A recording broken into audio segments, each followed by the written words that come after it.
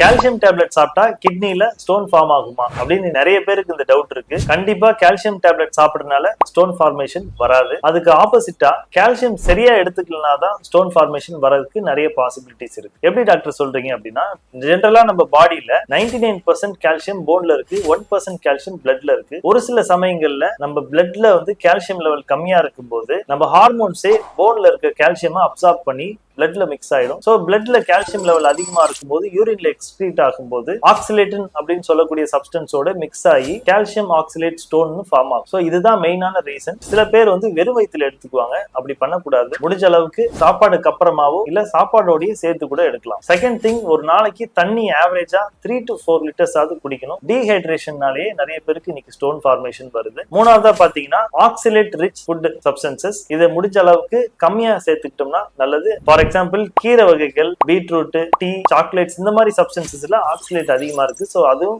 முடிஞ்ச அளவுக்கு கம்மியா எடுத்துக்கிட்டா நல்லது. இந்த வீடியோ யூஸ்ஃபுல்லா இருந்துச்சுன்னா உங்க ஃப்ரெண்ட்ஸுக்கு ஷேர் பண்ணுங்க. சோ இதுக்கப்புறம் கால்சியம் மாத்திரையை பிளேம் பண்ணாம கரெக்டான டோஸ், கரெக்டான டியூரேஷனுக்கு எடுத்துக்கிட்டோம்னா most of the time stone formation வராது.